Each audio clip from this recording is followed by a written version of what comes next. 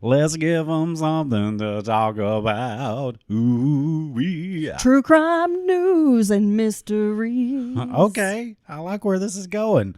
Hey, y'all, welcome back to Mountain Murders Midweek.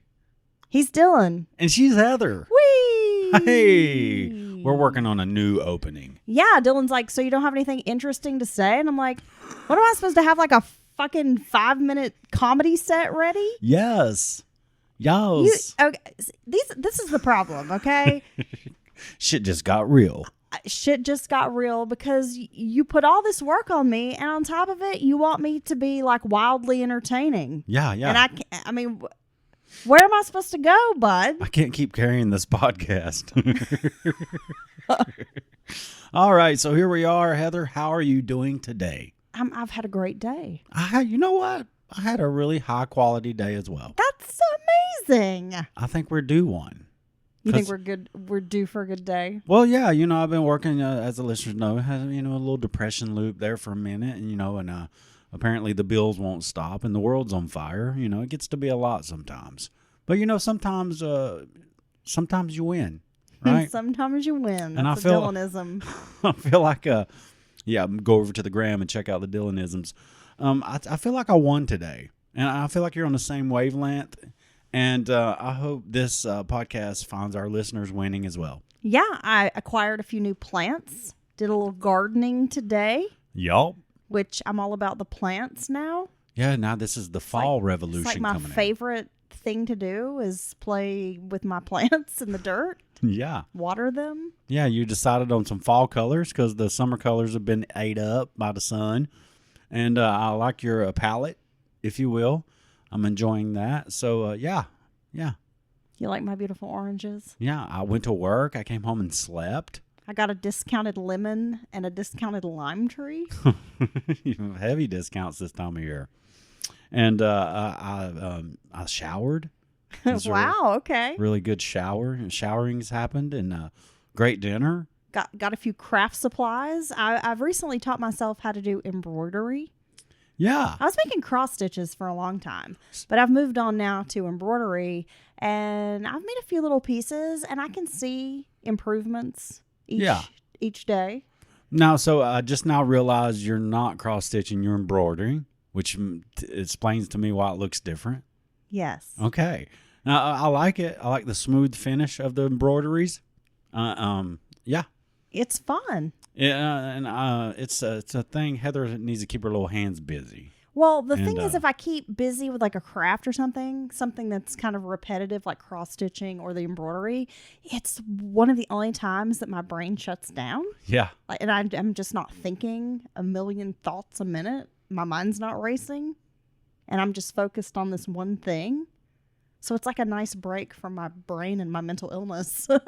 Yeah, and this is why I used to get drunk, because my brain stopped, and I was just, no. We had a great workout. Had a good workout. Got I think many people that are going, when you get into the routine of going to the gym, that's the first thing. Just go. Well, it's true. And I know that I've struggled, and I'm sure some of our listeners have as well. Just, it's like the initial thought of going to the gym is like, because you're thinking like, well, you're self-conscious. Yeah. You're like, oh, I'm out of shape. I don't want people staring at me. I don't want them judging me. Right. Yeah. I hope people don't think I don't know I'm how too to strong. use the machines and I look silly. Yeah.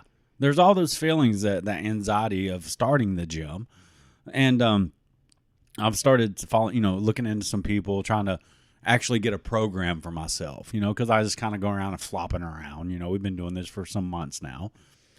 And once you come to the realization, and this is what a lot of people stress, nobody cares about you, not in a bad way, but they're in their own journey with the gym. They're in their own mind and headspace. So they have all the same thoughts you had about starting. So just get out there and go. And now I'm starting dialing it in, trying to actually, learn how to work out. And so, yeah, feeling good about it. Yeah, it makes me just feel better. And yes, it certainly makes me feel better. And there's something to be said for good, serious workout and feeling good and confident about yourself. I'm getting like a shot of serotonin in my brain or something. I think it's true. They talk about runner's high. I get a walking high. because I just walk on the treadmill. I hate cardio, but I'm going to try harder on the cardios. You hate cardio? I do. Well, just the kind of cardio where you're just like on a machine or a treadmill, it just drives me crazy. So I hate plyometrics. We're just like on a tangent here, but I mean, what is the hell is what? Plyometrics is like jumping. Oh, you know. So I like tonight. I sort of started my workout with the high intensity interval training workout, and it was a circuit where I had to do like I had 5 exercises and did like 3 sets of so many reps, whatever.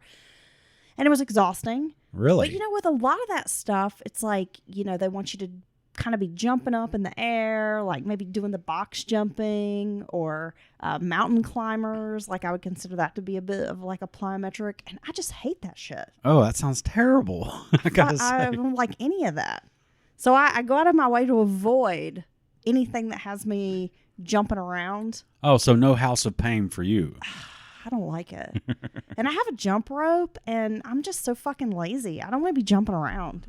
My fat jiggles too much when I try to do things like that. So now I've realized I've avoided jumping as well. My knees hurt, little Debbie. I can't do it. And I got old man knees, apparently, to go with my old man toe, which is getting better, by the way. If you didn't catch that. Thanks. They need to know all about that. Topical antifungal is working. If you got an old man toe or old woman toe or an old person toe, let's say, you can fix this.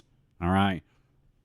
Is this Dylan's motivational hour or something? You can fix it. All right, Dylan. So, yeah, we're kind of just being a little loose, a little relaxed this evening. But I do have a few true crime, like just pieces of news to discuss. Now, I was going to say enough about me, enough about us. But, yeah, there are some things going on in the true crime world that we need to discuss. All right. Are you ready, Dylan? Let's do it. This is like something out of a horror movie, so we need to discuss. Oh.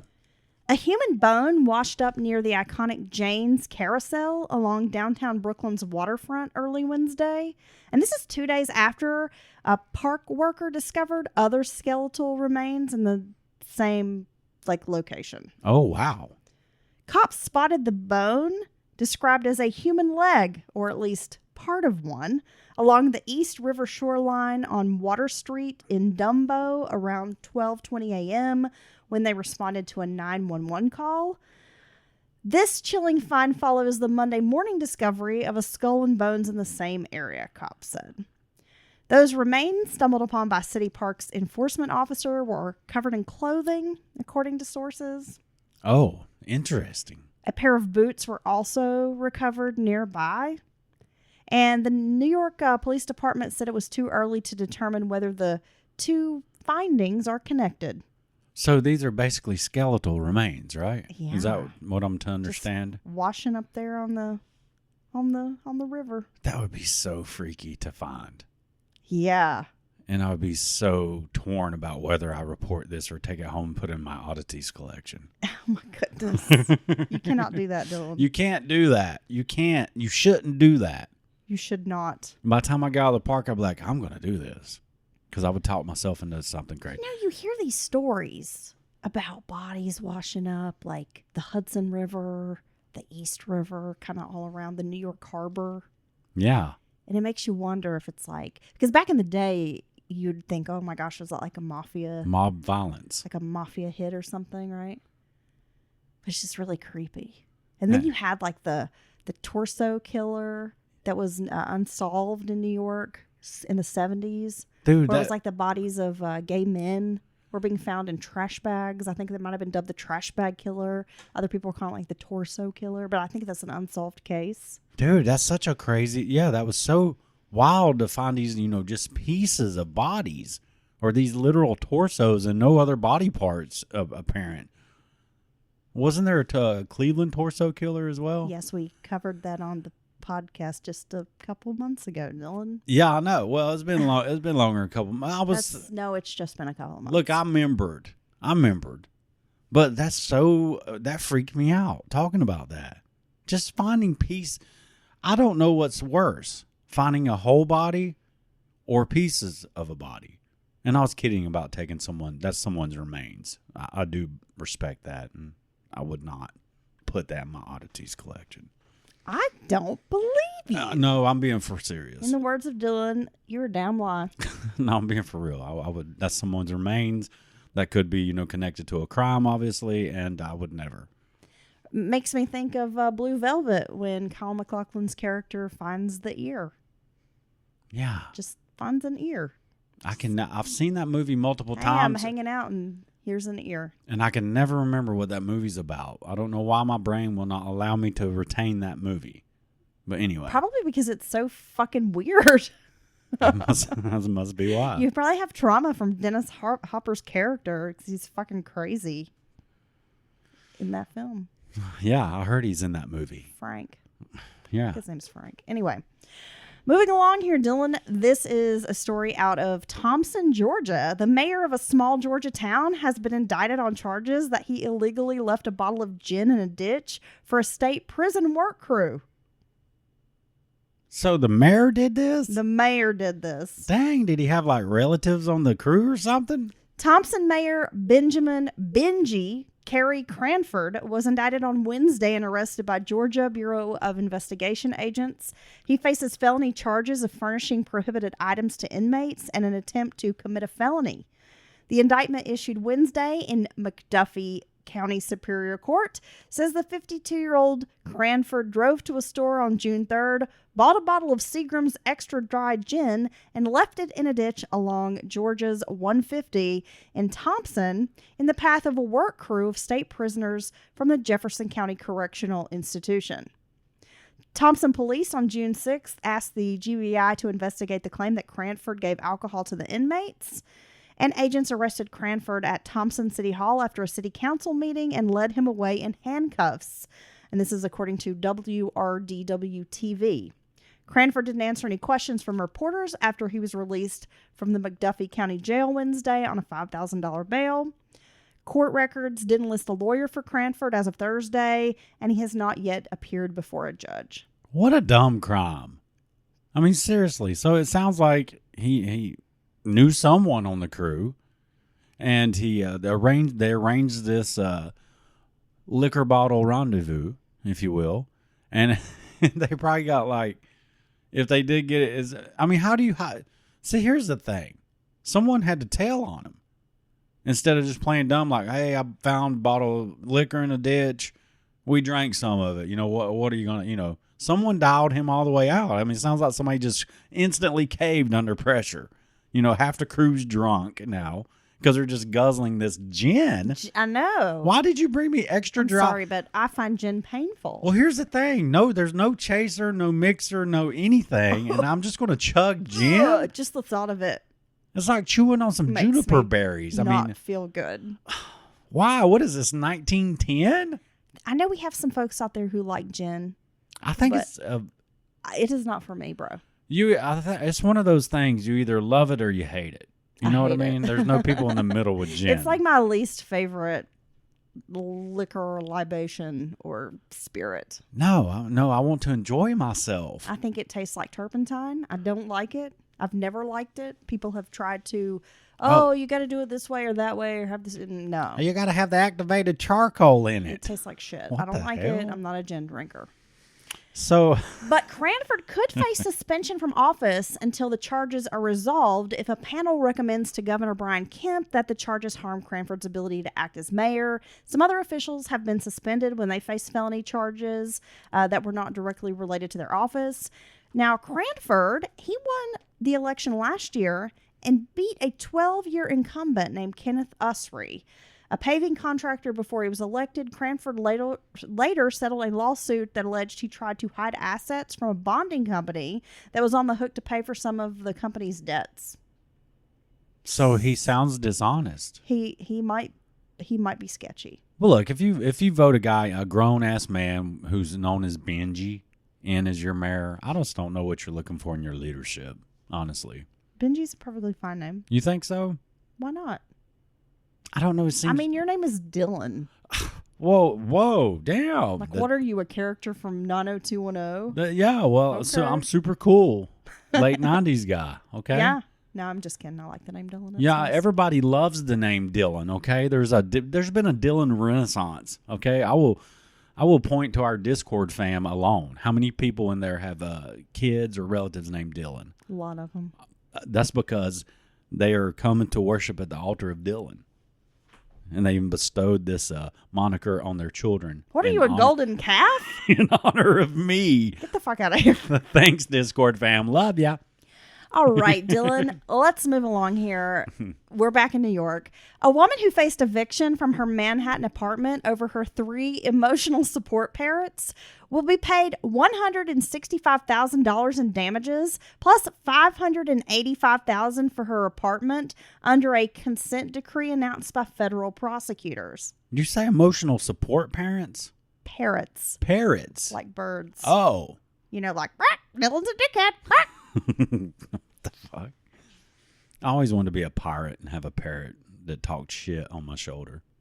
That talked shit to other people. Yeah. Like, you're gonna die. Oh, I'd love to have like a crow that just hangs out. Can I have like a big, weird, scary vulture Oh. We just saw a vulture that at the just zoo. hangs out on my shoulder and like intimidates my enemies? That vulture was huge. Yeah, I know. We recently went And to... I'm like really short, so can you imagine this gigantic vulture just perched up on my shoulder and making me look like I'm tall? That... No, what are y'all, the little rascals? Like 2 kids in an overcoat? Maybe. No. No, but the vulture was huge. And it's scary. You know, like you'll see animals be like, oh, you know, they eat meat, you know, whatever. And you think... Plus, it was eyeballing you. And over its shoulder, it's like it had 270-degree, head turning going on like an owl. And it was eyeballing you like it wanted to kill you. But like it would eat your tongue. This thing could totally just consume your entire body. You know what I'm saying? The beak, the talons. Very scary. Real big old, like, cartoon vulture. Well, let's talk more about these emotional support parrots. Yeah. So the consent decree announced Monday resolves a dispute between Merrill Lesser and the board of the Rutherford, a 175-unit cooperative apartment building where Lesser lived with her parrots, Layla, Ginger, and Curtis. Lesser purchased an apartment at the Rutherford in Manhattan's Gramercy Park neighborhood back in 1999 and moved into it with her birds. A neighbor named Charlotte Cullen started complaining in 2015, saying, "Oh my God, I wake up still with nightmares of them screaming in my head." Guess the parrots. Yeah, because they like to squawk with all that shit you talk. Now, the New York City Department of Environmental Protection sent inspectors out 15 times, but did not find any evidence of excessive noise. No birds, no screeching, no noise, an inspector wrote back in 2016. Now, Lesser submitted papers from her psychiatrist explaining that she needed the birds for her mental well-being, but the Rutherford board began eviction proceedings in May of 2016. Lesser moved out and sublet her apartment. Then she filed a federal fair housing complaint with the Department of Housing and Urban Development in 2018, and HUD found probable cause to believe that the Rutherford had violated Lesser's fair housing rights. Wow. Rather than settle the case, Rutherford chose to proceed to federal court, triggering the statutory requirement that the Department of Justice file suit. Williams said the consent decree, Williams is the Manhattan District Attorney. He said that the consent decree approved by the federal judge on August 16th represents the largest recovery the federal government has ever obtained for a person with disabilities whose housing provider denied them the right to have an assistance animal.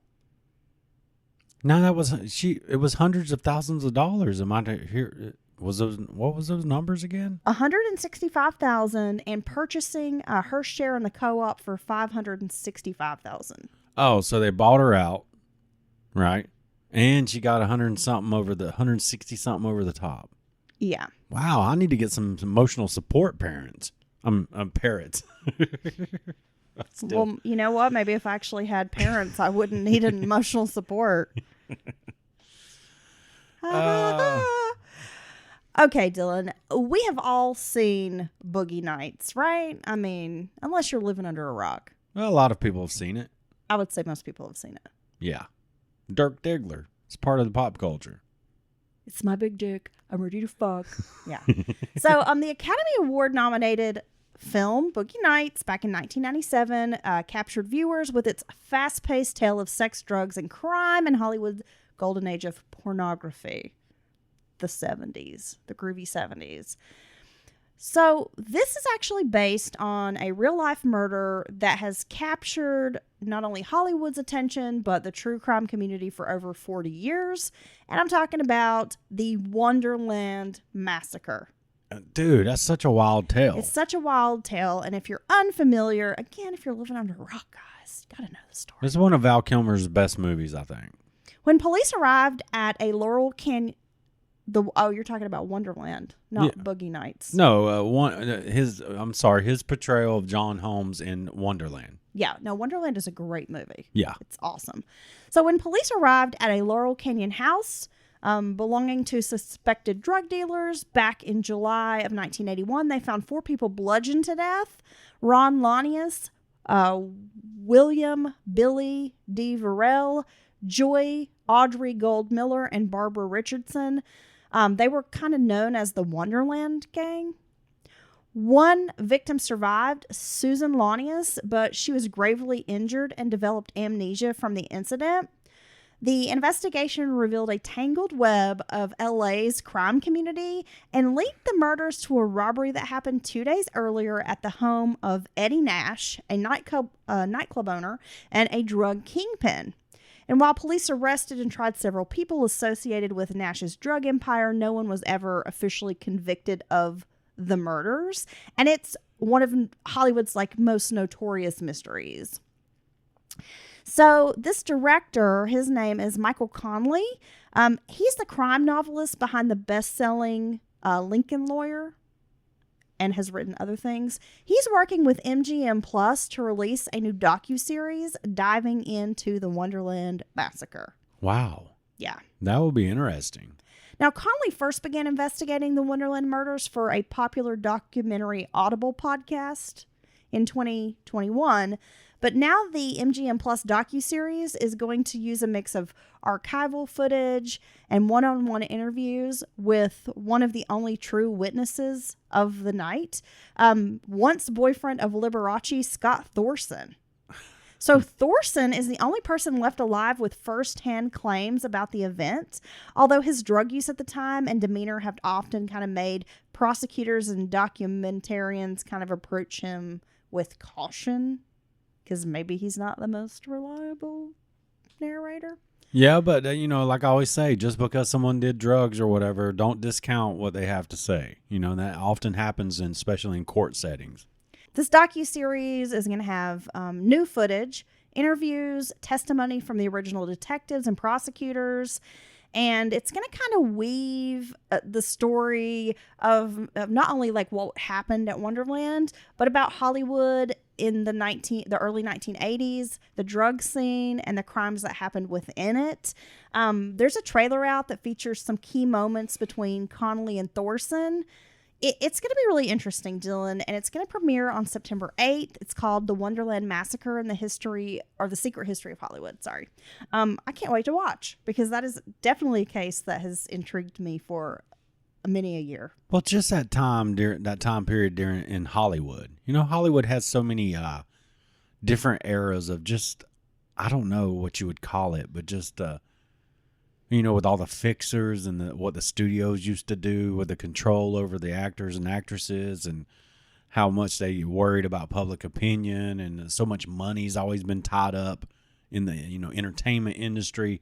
Hollywood just is fascinating. The history of Hollywood and all the stuff that's happened, like stories like Fatty Arbuckle and all these different things. Yeah, one of my favorite podcasts is Hollywood Crime Scene. Yeah. And they kind of dive into a lot of those old crime stories, and it is really fascinating. Yeah, Hollywood Crime Scene. If you've never tried those gals out, they're wonderful. They're really funny. They're really funny. Now, Dylan, this is a wild story. A man who won $2,000 playing a video lottery at a Southeast Portland bar Saturday night was followed home by another bar patron and stabbed 15 times in the face, arms, and chest before he played dead, and the assailant ran off with a portion of the man's winnings.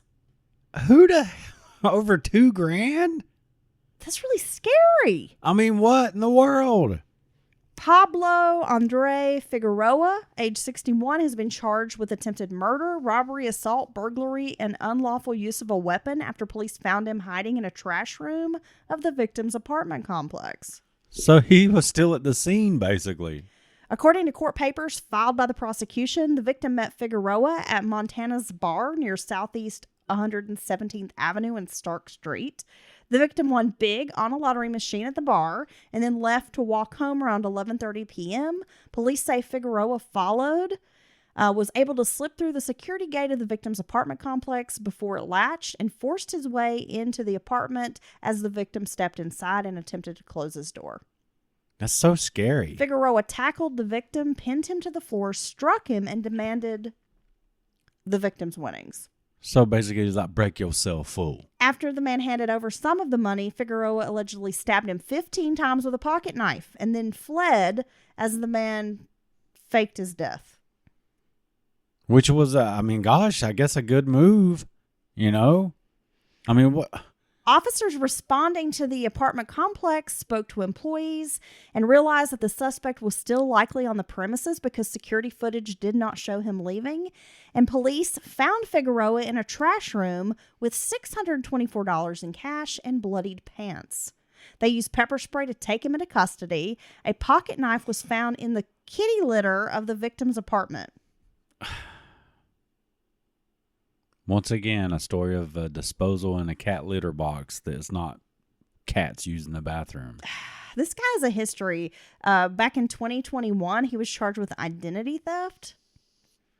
And he has a pattern of not showing up for court dates. So he's had a number of called and failed. Yeah. Whatever that's called.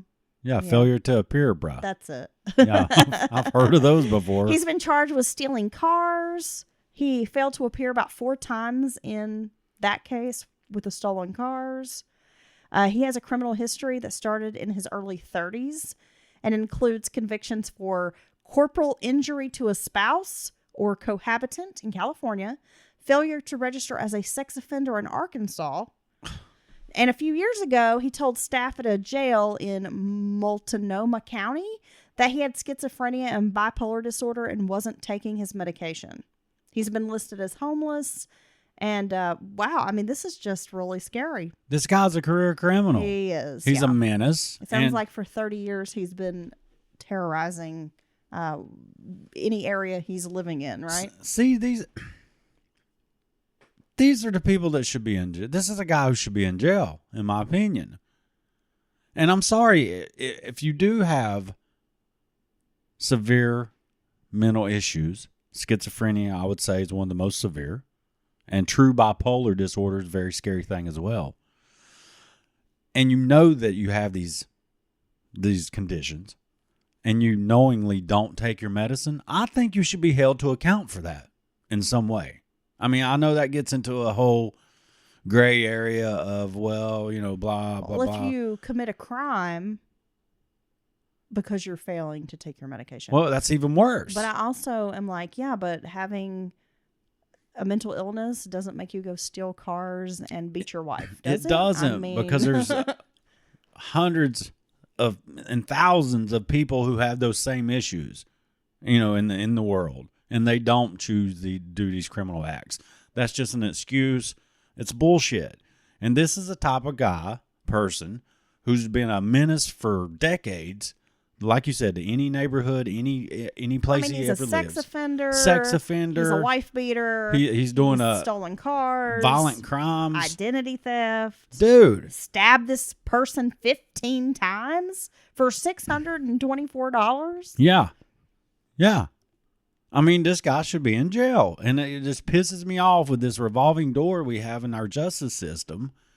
And the jails, you know, there's a lot of people in jail that I don't think should be serving the sentences and the length of sentences they have. But then it's always the rapists and the molesters and the career criminals who get chance after chance after chance. This guy won't even show up for court, blah, blah, blah. It's just a drain on the resources of all the communities he lives in. It's ridiculous. And they need to fix that shit. Now, Dylan, Boom. That's moving along. We like your hot takes. this is my platform I'm running Your on take this year. is so hot, I need an oven mitt. It's scorching me, bud. Wait a second. Yes. Sizzling. Just like that. You know, it's like when You're so hot, you're like a Hawaiian tropic model from 1986. when you're at the restaurant and they bring out like the skillet plate and that son of a bitch is literally sizzling still. You mean like fajitas? Yeah. Okay. Or whatever. I've seen a few different dishes do this. I'm like, this is a liability. I mean, what are you doing? We have this cast iron pan here that's like 10,000 degrees and you're going to flop it down on a plate. You know, there'll be kids on either side of these people. And I'm just like, with the liability here, whoever thought this was a good idea with a sizzling fucking cast iron plate? Anyway. Well, don't touch it. Well, no. Yeah, I mean, obviously don't touch it, but then you're supposed to eat off the son of a bitch. I mean, it's crazy. Well, by the time you eat it, it's calmed down a little bit. I think it's dangerous. And these are whoever decided to put sizzling skillets on people's plates in front of people at restaurants. They should be in jail with this career criminal. What is wrong with you? I'm on, everybody, all of them. I don't agree with you. I'm gonna eat my damn fajitas, and you're not gonna tell me otherwise. I love fajitas. I do too.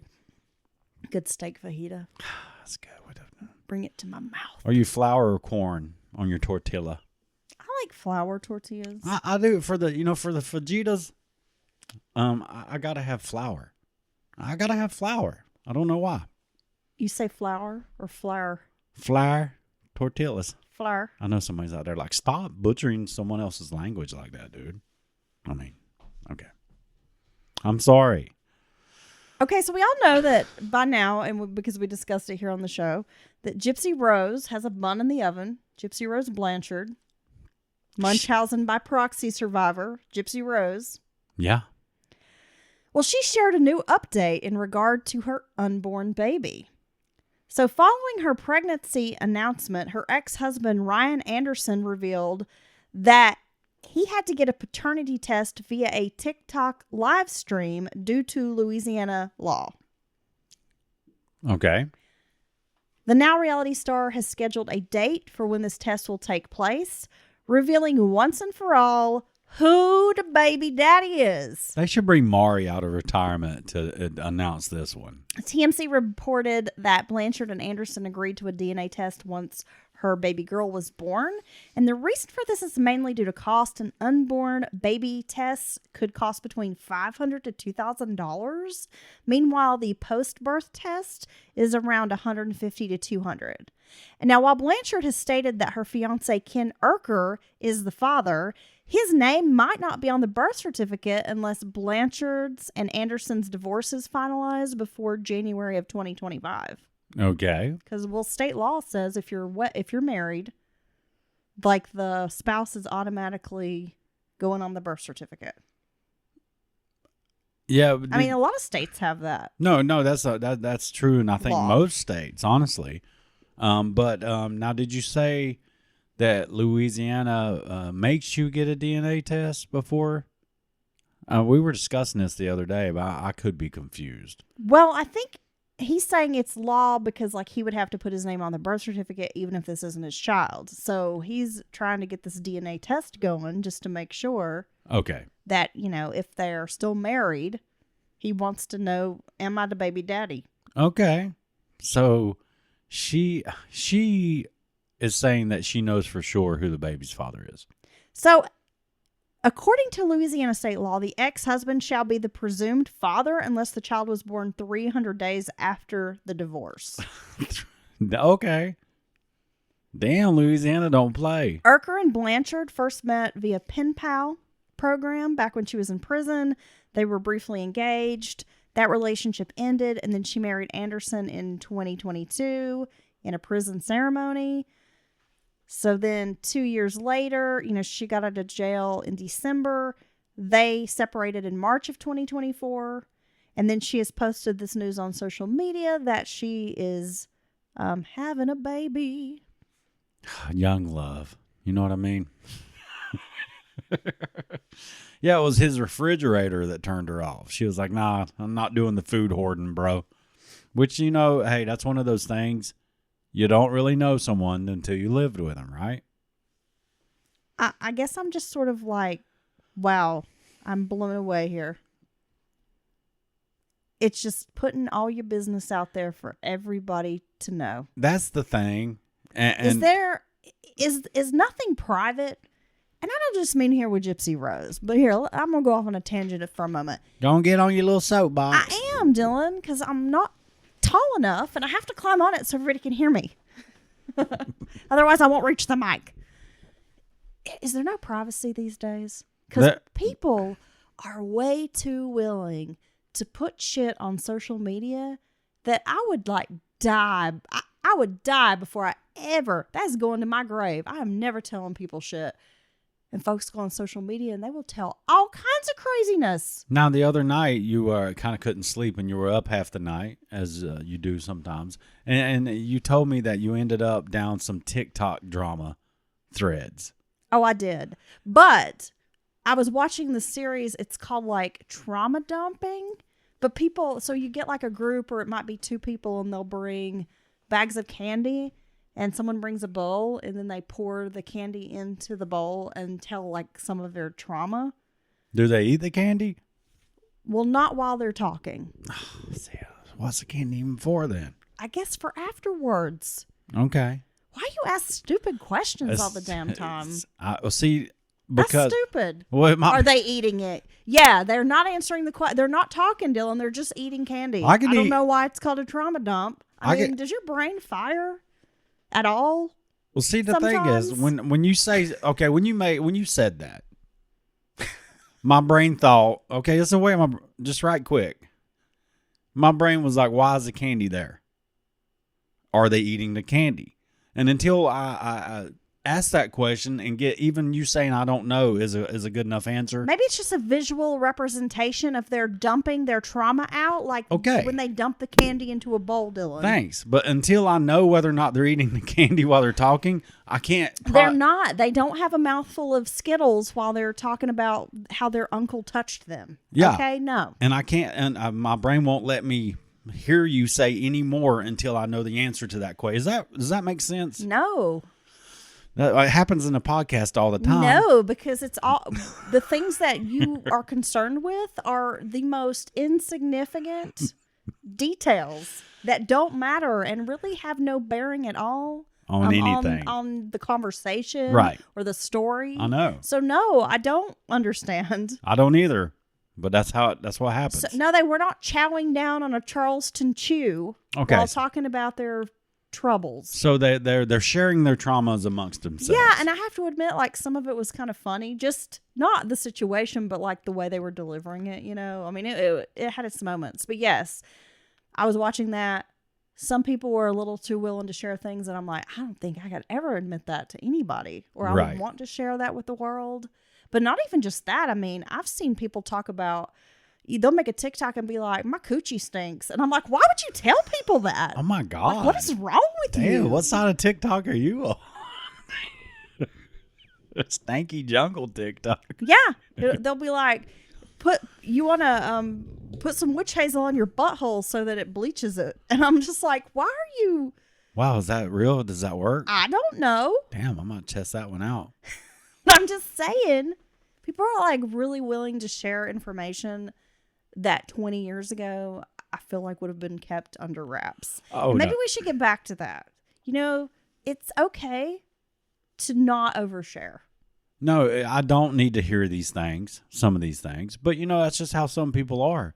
And as far as the trauma dumping, I could understand it being therapeutic to share. Even if it's in a public setting. But that wasn't even the part where I'm like, don't share this, because I can see how there's something kind of cathartic in that. Yeah. I'm talking about when people will be like, you know, my coochie stinks. My coochie stinks. And then they're making a TikTok about how they smell. I got ball rot. Is it okay? Shit like that. Wow. Nobody needs to know that. Please keep that to yourself. Wow, this has been a great episode. Or like the idea that like your house is disgusting and you open your fridge and you have like mold and funk growing in your refrigerator. Yeah. You don't need to show people that. No. You just need to clean that. Take that to the grave. Clean it. I don't need you to have a 5-part series of you cleaning it. Just do it. It's too much. So just like Gypsy Rose, I mean, putting all this out there in this very public forum, like having the Lifetime show and sort of, I don't know, like just exploiting her life now in every way, sharing everything.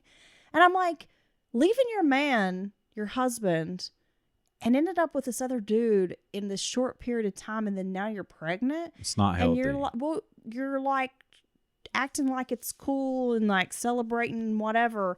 But I'm like, do we not like want to say, girl, that's like a little trashy. If you don't know who your baby daddy is, it's a little trashy.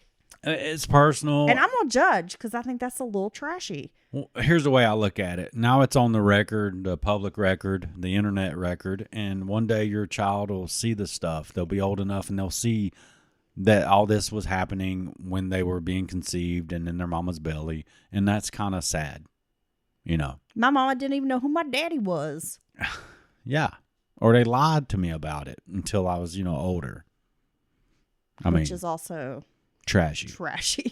I mean, you shouldn't lie to your kids about stuff like that. I mean, besides all the moral reasons, just like health reasons and stuff, I mean, especially when you get into other, different races and stuff like that. Anyway. What are you talking about? Different races? I'm saying if somebody thought if they're telling their kid they're one mixed race.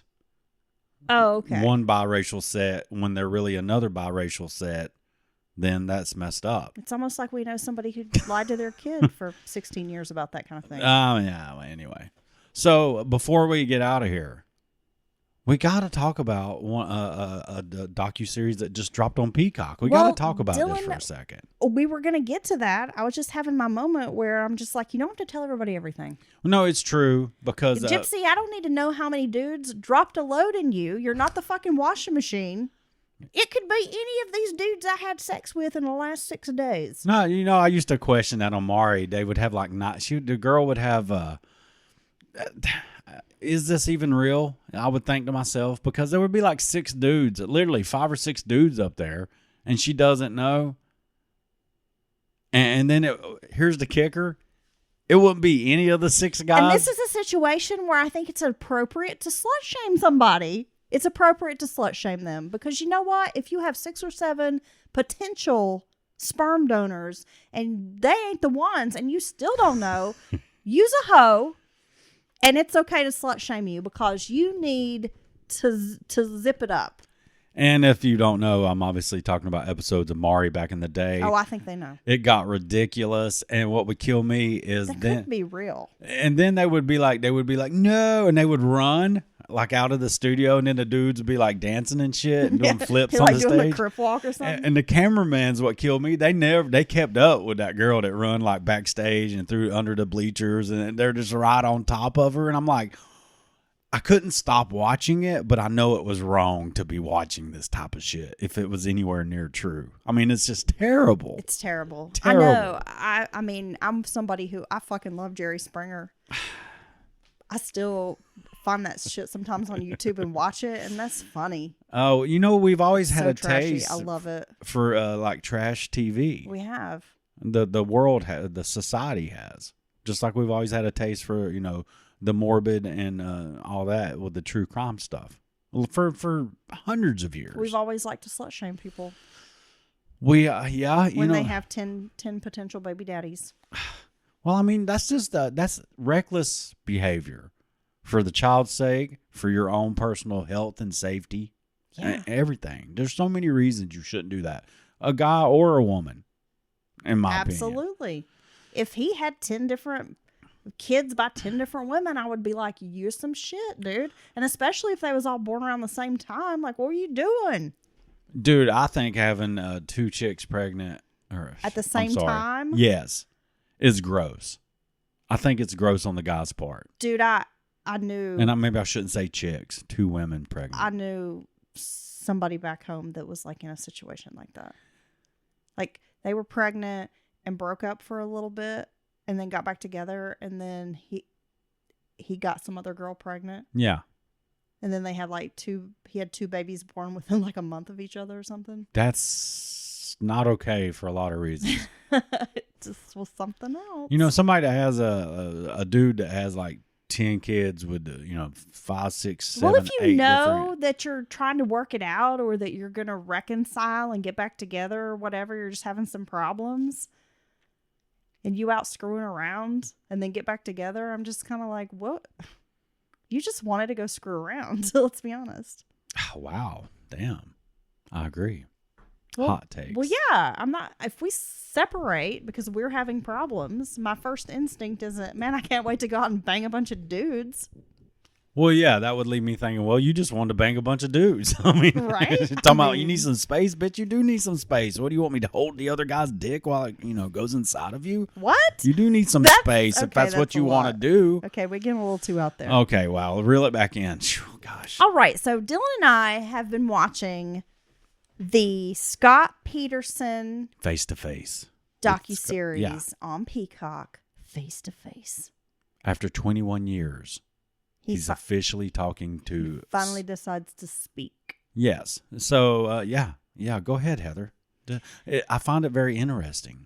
It is really interesting. So much of the documentary, Peterson appears via like Skype or Zoom to speak with the director of the docuseries, Shireen. Yes, yeah. Apparently, he was allowed 15-minute at a time video calls. And that's where a lot of him talking, that's what it is. Yeah. So Peterson is serving a life sentence for killing his pregnant wife, Lacey, and their unborn son, Connor, back in 2002. His case has recently been taken up by the Los Angeles Innocence Project, and they want to test some DNA that was found on some duct tape that was not tested back then. But this series, I mean, they interview members of Peterson's family, detectives working the case, jurors, neighbors, witnesses. Yeah. And it's really interesting, I have to say. Well, I did not. I was quite a bit younger back then, and I was interested in true crime, but not to the degree I am now. And I did not dig into the nuts and bolts of this case, and I gotta say it's pretty wild when you start looking into the actual evidence and how the how the trial was laid out and kind of the methods of the defense and the prosecution. I don't know. Well, the truth is the media played such a big role in this case. He was portrayed right off the bat. I mean, that movie Gone Girl, the book Gone Girl, but the movie with Ben Affleck. Yeah. There's such like ties, I feel like, to this case because he's immediately almost like convicted in the press, in a court of public opinion, because he had an affair. When that news came out, it was like he was done for, right? And just because you cheat doesn't mean you kill. No, there'd be a lot of dead people out there. There'd be a lot of dead people out there, and we might have some people like listening in right now who've been cheating or who have cheated, and you ain't a killer, are you? You killed somebody? Hey, look, you shouldn't kill anybody, and if you're cheating, don't do that. It's mean. Don't do that to the person you've been with. Well, you better not, because then if your spouse turns up dead, they're going to think you did it. Well, then that's the thing.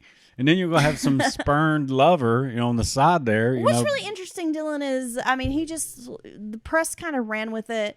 I think watching the docuseries, you can see the investigator, especially the lead detective, Bronchini, I think is his name. Yeah. Bronchini. That guy, he irritates me so much. He has such tunnel vision. The detectives definitely have tunnel vision in the case. I think that's obvious. It's like they refuse to listen to anything. Oh, he's guilty. He did it. We have all this evidence. And then you see the evidence or you hear the evidence and you're like, that's not really, I'm sorry, but that's not really good evidence. We're not saying Scott Peterson's not guilty either. We're just saying it was a weak case against him. It's a super weak case. It's like me. I told Heather earlier today.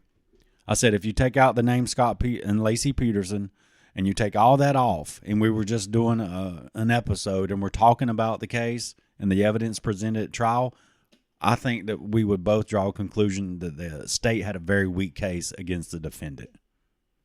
I mean, they just zeroed in on him and they're absolutely unwilling to hear any other theory or investigate any other leads. Well, when you hear about They have a specific timeline that they think happened, Mm-hmm. but then there are like 5 witnesses who've come forward and said, we saw Lacey after 10:30 a.m. walking the dog. walking the dog, and in different areas around where she was walking, and they have a physical map where they have like these people who spotted her at these different locations. And another neighbor found the dog with the leash still attached to Yes. it and put it back in the backyard. And there was a robbery, and Scott has tried to say, well, his theory is this robbery had something to do with his wife's disappearance. And it was his near their burglary, house, right? Like across the street from the house. Right. And the police are like, well, the burglar said that this didn't happen on the 24th, that they robbed the house on the 26th. And, Scott's sister's like, police were swarming that area. Because by then Lacey had been reported missing. And There was reporters. law enforcement reporters everywhere. Yeah. They did not break in that house on the 26th. And police are like willing to take these 2 career criminals version of events. But not 5 eyewitnesses. But not 5 eyewitnesses, and not a lady who said, I saw a van parked at that house on the 24th and 3 suspicious looking men who gave me a hostile look as I drove by. Right. Because she couldn't remember what color the van was. So she's not a reliable witness. But these criminals who are admitting, yes, we broke in a house, we're going to take their whatever they say at face value. I mean, it's just... It seems like... very frustrating watching it, because I'm just like, are these people really this dense? Because they seem dense. It seems like cherry picking... Very much so. Only stuff that supports your narrative or what you your theory of what you think. Yeah, there's a transpired. journalist involved, and he says that very thing. He's like, you can take a piece of evidence and you look at it from the prosecutor's side and you see like, okay, but then the defense can use that same piece of witness to kind of paint a different picture. Yeah. So he's like, you are left really confused and you don't really know what happened. And there's still all these questions because there's no definitive, he did it, he's innocent, he's guilty kind of thing. And here we are 20 something years later, still not sure what happened. Yeah. See, when I used to be a part of a union and I was a steward and vice president on the executive board and all that stuff. So I did some arguing back and forth with the company, and our collective bargaining agreement was full of what we called gray language. It was not black and white. Some things were etched out in stone and they were very obvious, but you could do that very thing. You could take a section, a paragraph, and cite it, and you could argue it both ways. And it made sense both ways. It actually supported the pro and the con of whatever you were arguing, which always aggravated me. But yeah, when you take this circumstantial evidence and you can see both sides and it actually makes sense, whatever both sides are saying, pertaining to this evidence, that's a problem. And there's been plenty of times we've seen heavy circumstantial cases when, and honestly, again, I'm not saying Scott Peterson is innocent. I'm not saying that. No, but I just find a lot of contradictory Yes. statements that have been made. Well, like, for example, these detectives really push this, he's a psychopath. Because Look how cold he's a psychopath. He can do this and he's so charming on the phone, but he's really this evil villain and whatever, right? But then in the same token, they turn around and they're like, well, look how he behaves with the press. And I'm like, well, if he's a mastermind psychopath, wouldn't he be charming the pants off the media? He'd have a mask. Wouldn't he have on a mask instead of just sitting there looking kind of nervous or not? Or being awkward and seeming odd. I think he seems awkward in a lot of these interviews. Like he kind of doesn't know what to say. And yeah. Well, they're like, he stopped cooperating with us. Well, no wonder, though. Who wouldn't stop cooperating when from day one you are accusing this person? Yeah. Hey, you did this crime. Or saying... I mean, and Scott's like, we don't even have a body. Like my wife could still be alive. But right off the bat, we were looking for Lacey's body. And he's like, why were you not looking for my wife? She could have still been alive. Like, you could have found her, possibly, saved her life. Like, she could still be out there. Right. And I was like, well, one theory is she saw something pertaining, or pertaining is my word of the episode. Something to do with the burglary, and maybe witnessed something that, and those people realized she did, and they like got her.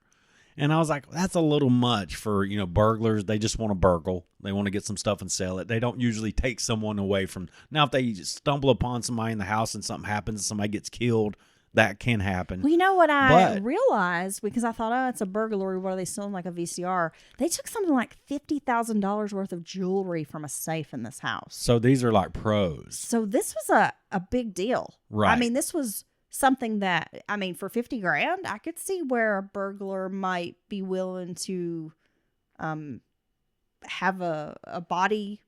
Right. Have a body in the wake of to this make sure they don't get caught.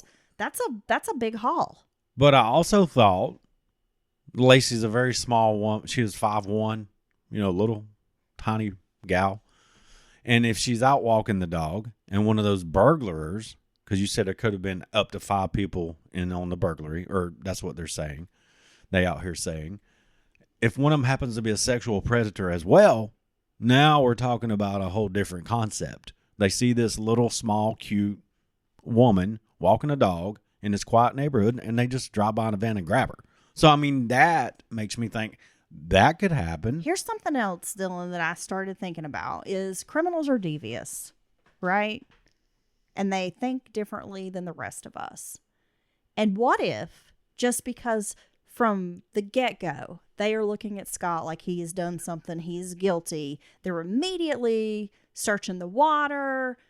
They have film crews there. They're telling you exactly where he went to fish. Yes. And the press is all over it. So if someone grabbed her and they are a devious person, it would be so easy to take her body, throw it in that area, and frame the man, and then they're getting off.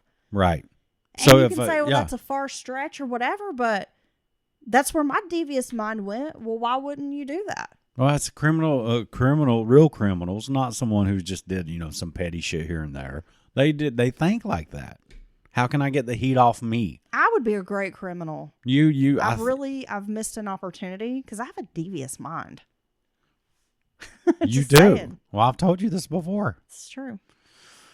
All right. So I just don't want to go. I don't want to commit crimes. I don't want to go to jail. We've talked about this. I need a comfortable sleeping situation. We're going to dig through the rest of that docuseries, but it's interesting, and I kind of wonder why why it's been 21 years before this kind of resurfaced. You know what I'm saying?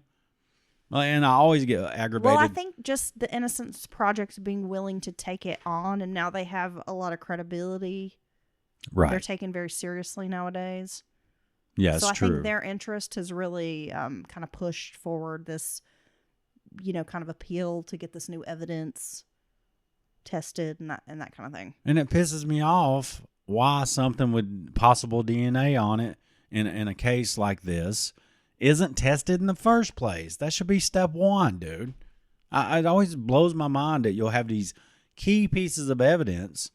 And we've heard this in a John Bonet case as well. Her father pushing to have this, stuff tested.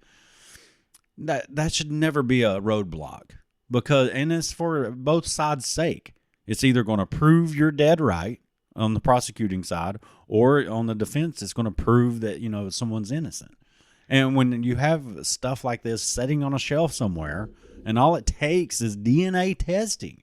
Why do we keep acting? It's always costs are prohibitive, or that blows my mind, and I think that's such bullshit. Here's the other side of this, Dylan.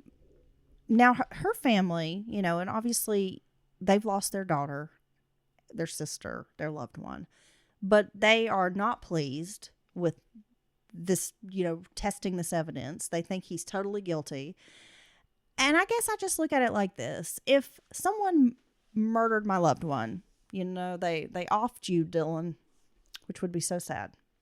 Never happened. The unit would always make it. Somebody takes out the unit. They'd have to sneak up on me. They'd have to be like a professional. Let's be honest. It would be like Leon from The Professional. It'd be like, yes. Thank you. It would be like Leon. I'm glad you're finally realizing this. Let's just say that Leon, for whatever reason, snuffs you out like the rooster. He's come to snuff the rooster. Okay. That is the unit.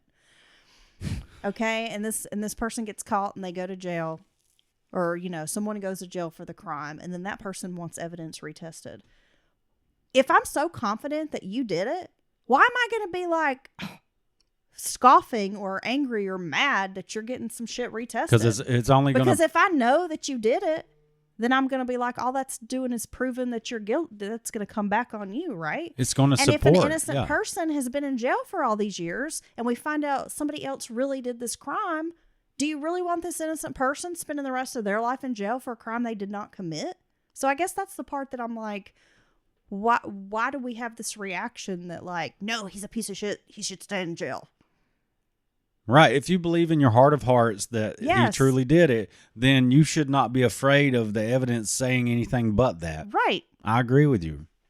So that's the part I don't understand in a lot of these situations. Because I would be pissed to find out 21 years later that he was innocent of it, or there's any... And the real criminal got away with it all this time. Boom. And that this innocent person spent their life in prison for something they didn't do. But I will end. So how is that justice for my loved one? I will end by saying, you got to be careful with docuseries and stuff, because this has become like a fad of sorts nowadays. Because I got to say, what was it called? Stephen Avery case? Oh, the Making a Murderer. Making a Murderer. I was like, what?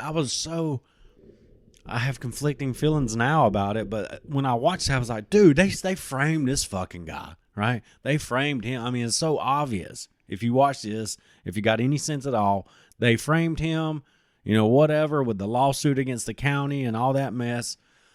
And now I've come to believe that Stephen Avery truly did kill her.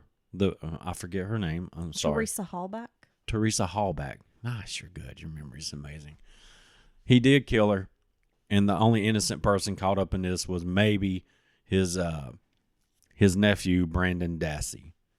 I think he got caught up in Stephen's bullshit, or pushed into doing something he didn't want to do, or just, manipulated and tied. He's the innocent one. I don't think Stephen Avery's innocent. I think he was, but at the time when I first saw that, I was, you couldn't convince me otherwise that he was innocent, Stephen Avery. So you got to be careful with these documentaries and stuff, because you always got slants in the way it's packaged and I absolutely agree with you. I have to tell myself that.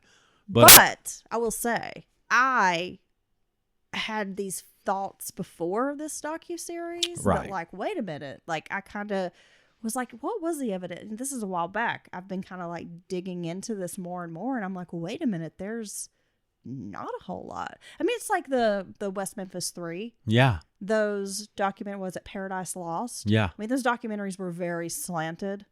They were. But when you look at the evidence and what's not there, I still feel the same way I felt after I watched the documentary, because I'm like, these guys, there's nothing there. No, even all these years later, I still feel the same way. And then the state never admitting anything wrong on their side, and then letting them out on an Alford plea, which I think the concept of an Alford plea is ridiculous to me. It allows the state to say, we're going to let you out, but it's not at the same time it's not going to say you're not guilty. So we don't get, held liable for wrongdoing, if you will. Yeah. Okay, so we'll have to see how that washes out. And there's supposedly, and I don't know because I don't have Netflix right now, but there's supposedly like a documentary that's about Lacey that's really either on Netflix or being released kind of around the same time. So, a lot of people are saying it'll be interesting to compare the two. Okay. Yeah, I've heard a couple of things come up that I need to check out maybe on the Netflix. So, anymore, the way we do it in our household, I don't know about everybody else, because we started realizing. Well, at one point we had like 15 streaming services. We had too many. We weren't watching any of them. No. I mean, we would just sit and scroll through and never like pick anything. Or it'd be so stale on whatever service that there was never anything new or compelling coming out on it. So now we just kind of rotate them. We'll keep 2 or 3 for a few months, and then we'll swap one out for another one and let the other one go dead. Because what we realize is we're paying almost as much for all these different streaming services as we was with the damn cables, and we're not watching it. So anyway, I'm about to bring Netflix back into the fold. We may have to. All right, Dylan. Well, thank you for sitting down to discuss all of these things with me. Man, we discussed everything. We were so rambly. I know. That's okay. It's nice. Sometimes you just got to get it out. It's nice just to, be on the mic.